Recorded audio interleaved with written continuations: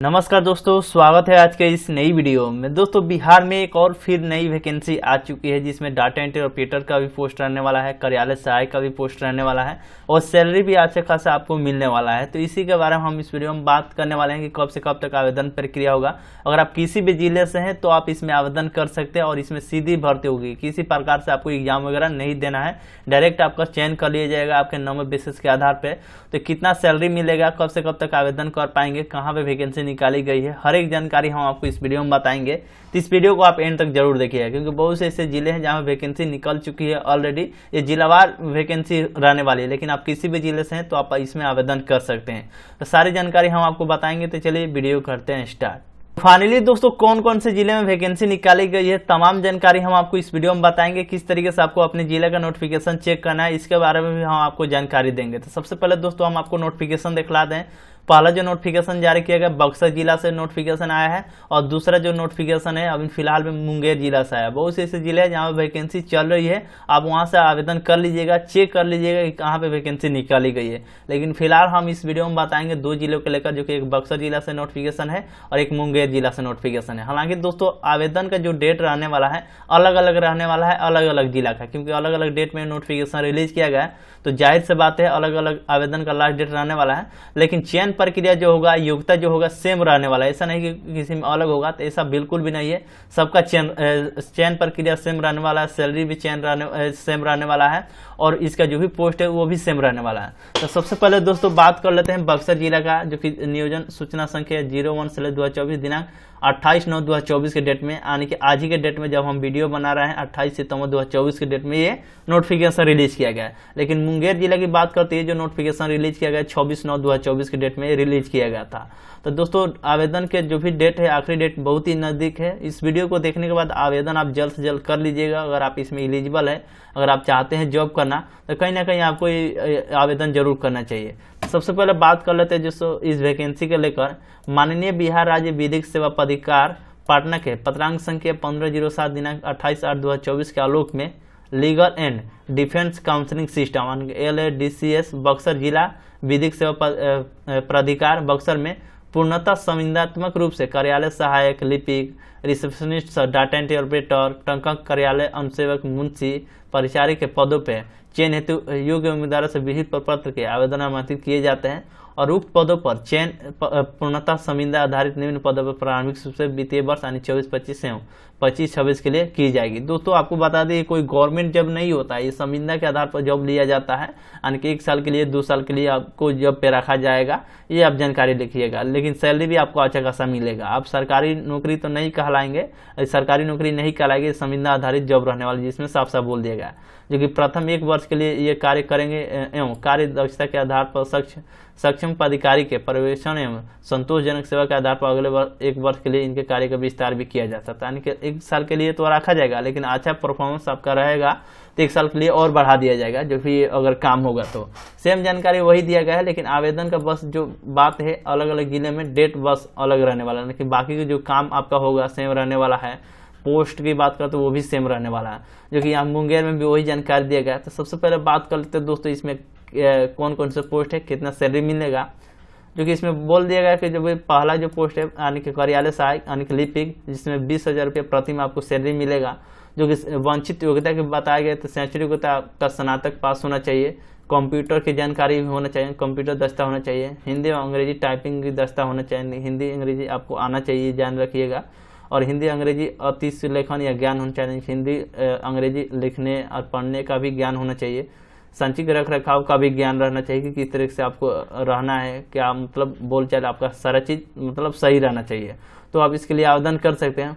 वहीं पर data entry operator की बात की तो शैक्षणिक होता है, इसमें भी स्नातक मांगे है, कंप्यूटर का ज्ञान होना चाहिए और उत्कृष्ट मौखिक एवं लिखित पत्राचार का ज्ञान होना चाहिए, दूरसंचार प्रणाली पर काम करने का जैसे कि फैक्स मशीन, स्विच बोर्ड इत्यादि मतलब काम करने का भी ज्ञान होना चाहिए, हिंदी अंग्रेजी टाइपिंग का भी ज्ञान होना चाहिए और वर्ड एवं डाटा प्रोसेसिंग के बारे में भी आपको जानकारी होना चाहिए। तब आप इसके लिए आवेदन आप कर सकते हैं। ठीक, वहीं पे अगर मुंशी के लिए यानी कार्यालय अनुसेवक के लिए आवेदन करेंगे तो 13,000 रुपये प्रति माह आपको सैलरी मिलेगा। सिर्फ आप मैट्रिक पास है तो इसमें आवेदन कर सकते हैं, साइकिल चलाना आता हो तो आप बेहतर है इसके लिए।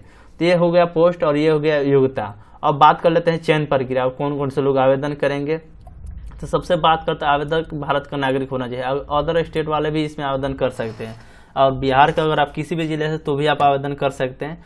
आवेदक शारीरिक एवं मानसिक रूप से स्वस्थ होना एवं अच्छे चरित्र का भी होना चाहिए, यानी कि जो भी कैंडिडेट आवेदन करेंगे वो शारीरिक रूप से एकदम स्ट्रॉन्ग यानी अच्छा होना चाहिए, किसी प्रकार से बीमारी नहीं होना चाहिए उनके अंदर, और स्वास्थ्य होना चाहिए और अच्छे चरित्र का भी होना चाहिए। और आवेदक जो सरकारी या सरकारी सेवा में है उसे छोड़कर शेष आवेदक स्थानीय नियोजन निबंधित होना अनिवार्य होना चाहिए, ये जानकारी दिया गया। परीक्षा शुल्क किसी प्रकार का इसमें नहीं डंगलेवाना, 1 भी रुपये आपको कहीं पर देना नहीं है, ये ध्यान रखिएगा। और बोला गया कि यदि किसी स्तर पर यह पाया जाता है कि आवेदक अपेक्षित योग्यता नहीं रखते हैं अथवा उनके द्वारा दी गई जो भी जानकारी है वो गलत है, तो उनको आने के आवेदन रद्द कर दिए जाएंगे। जो भी आवेदन करते समय जो भी जानकारी देंगे, अगर जांच में पाया जाता है या जो भी जानकारी बताएंगे वो गलत पाया जाता है तो आपको हटा भी दिया जाएगा, ये जानकारी है। और इसे आपको संविदा पर रखा जाएगा।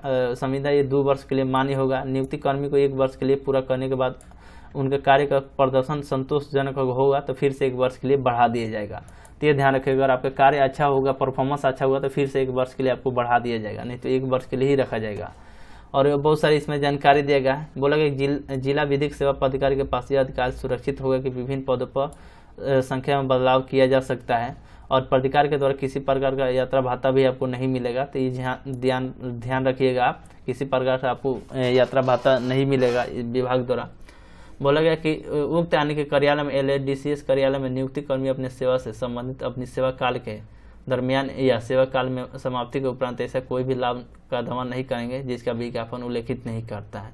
क्योंकि बहुत से ऐसे कैंडिडेट क्या हो जाता है, उनको लगता है कि सरकारी नौकरी है तो जो भी सामान है या कोई भी सरकारी पे वो अपना दावा ठोकने लगता है कि नहीं हमें भी मिलना चाहिए। तो ऐसा आप कुछ भी नहीं कर सकते हैं, क्योंकि इसमें साफ साफ बता दिए कि आप सरकारी नहीं बल्कि संविदा पर काम करेंगे। बहुत सारे इसमें कंडीशन दिया गया जो कि आपको भरकर इस वाले पते पर आपको भेज देना। अगर आप यहाँ से हैं तो आप इस वाले मुंगेर से हैं तो आप इस वाले पते पर आपको भेज देना है, जिसमें बोला गया कि अलग अलग पद के लिए अलग अलग आवेदन करना है। अगर आप 1 से अधिक पोस्ट के लिए आवेदन करना चाहते हैं तो अलग अलग आपको आवेदन फॉर्म भरना होगा। संयुक्त आवेदन स्वीकार नहीं होगा। आवेदक विहित प्रपत्र आवेदन पूरी तरह से सही से भरकर स्वयं हस्ताक्षर करके फोटो आवेदन के साथ चिपकाए तथा आवेदन के समय शैक्षणिक एवं तकनीकी योग्यता के प्रमाण पत्र, उम्र प्रमाण पत्र, जाति प्रमाण पत्र, चरित्र प्रमाण पत्र तथा स्वयं पता लिखा हुआ लिफाफा के 22 रुपये के टिकट साथ आवेदन निबंधित डाक स्पीड के माध्यम से इस वाले पोस्ट पे भेज सकते हैं, जो कि 30/9/2024 तक इसका डेट रखा गया है, जो कि आपको ध्यान रखना है। 30/9/2024 तक इसको लेकर आवेदन कर सकते हैं। मुंगेर की बात किया गया है। वहीं पर ये दूसरे जिले का हम बात करते हैं, इसका जो डेट रखा गया है जो कि हम आपको बता दें कब तक इसको आप आवेदन कर सकते हैं। नीचे को स्क्रॉल डाउन करेंगे तो ये 9/10/2024 तक आप इसके लिए आवेदन कर सकते हैं। कौन से जिला के लिए? तो बक्सर जिला से अगर आप आते हैं तो इसमें आवेदन करेंगे तो इसका 9/10/2024 तक आप इसके लिए आवेदन कर सकते हैं। और यहाँ पे जो दिया गया इस वैकेंसी के लिए मुंगेर के लिए, तो इसके जो डेट रखा गया है आने के 30/9/2024 तक रखा है, जो कि 5 बजे तक आवेदन दिए जाएंगे। अब क्या क्या डॉक्यूमेंट देना है इसमें बोला गया है, यानी कि ऑफिस कलर के लिए अगर आप आवेदन करेंगे तो उसमें जाति प्रमाण पत्र, चरित्र प्रमाण पत्र, स्नातक का अंक प्रमाण पत्र, स्नातक का प्रमाण पत्र, बहुत सारे इसमें अगर कंप्यूटर कोर्स किए हैं 3 माह तो भी आपको देना है। कि IPP किए तो भी आप दे सकते हैं। हिंदी और अंग्रेजी का टाइपिंग का कोर्स किया हो तो भी प्रमाण पत्र आपको दे सकते हैं। अलग अलग पोस्ट के लिए अलग अलग यहाँ से डॉक्यूमेंट बताया गया, जो कि आप यहाँ से मुंशी के लिए करेंगे तो केवल 10वीं का मार्कशीट और 10वीं का प्रमाण पत्र, जाति प्रमाण पत्र और चरित्र प्रमाण पत्र आपको देना होगा।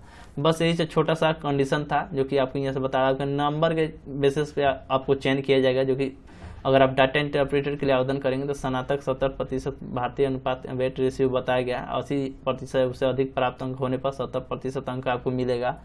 70 से लेकर 80 अंक प्राप्त होने पर आपको 60 अंक मिलेगा, जो कि ये कंडीशन बता दिया गया, जो कि आप यहाँ देख सकते हैं कि किस तरीके से चयन किया। और वहीं पर मुंशी के लिए बताया गया कि क्या क्या इसको करने वाला है। उम्र सीमा के बारे में बता दिया गया है। मुंशी के लिए अगर आप अनरक्षित पुरुष है, महिला है तो 18 से 37 वर्ष रखा गया है। SC/ST के लिए मैक्सिमम 42 वर्ष रखा गया है। तो ये एक बार आप देख लीजिएगा। और ये रहा आपका आवेदन फॉर्म, इसे आपको भरकर इस जो भी पता जो दिया गया है आपको अपने उस पते पर भेज देना है। अलग अलग जिला के लिए अलग अलग दिया गया है। तो दोस्तों इस तरीके से आप अपने जिले का भी एक बार चेक कर लीजिएगा। आपके जिले में भी आया होगा तो आप जिले के NIC पोर्टल पर जाकर रिक्वायरमेंट के ऑप्शन पर जाकर चेक कर सकते हैं। बस यही छोटा सा अपडेट वीडियो था। वीडियो आपको अच्छा लगा तो लाइक करिएगा, अपने दोस्तों में शेयर करिएगा ताकि सबको इसके बारे में जानकारी मिल सके।